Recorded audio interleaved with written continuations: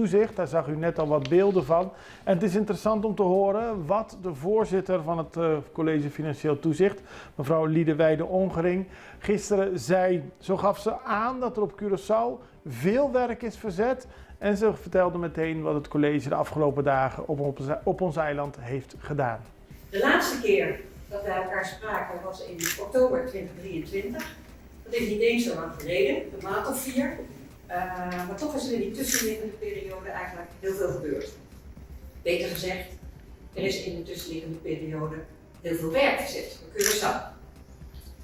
Allereerst om een oplossing te vinden voor het bekende probleem van de pensioenverzekeraar Enia. Daar kom je straks nog op terug, maar ik moet nu al zeggen dat het voor alle partijen een positief resultaat is dat er een oplossing tot stand is gekomen. Voor een probleem met potentieel grote maatschappelijke gevolgen. Tegelijkertijd moest in die afgelopen periode ook de begroting voor 2024 worden opgesteld. En het CFT hoopt dat Curaçao ook verder doortastend zal gaan optreden, want er zijn nog altijd een aantal belangrijke uitdagingen en opgaven.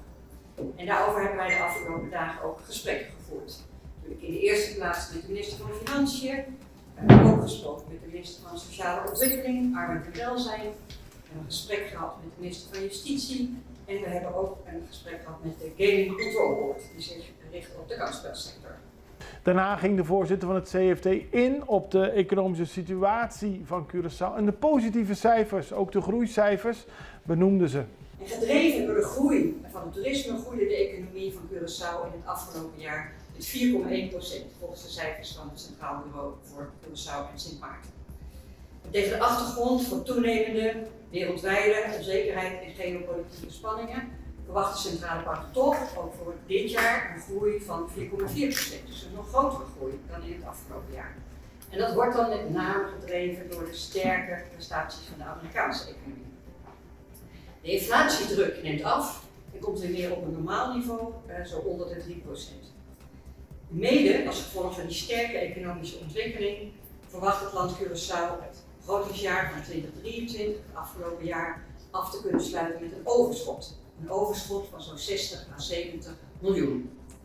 Dat overschot komt natuurlijk ook door hogere belastingopbrengsten die samenhangen enerzijds met de compliance, dat zijn maatregelen die zijn genomen om te zorgen dat er meer belasting wordt afgedragen door degenen die dat moeten doen. Maar dat komt natuurlijk ook door de economische groei die heel voortvarend zich verder ontwikkelt.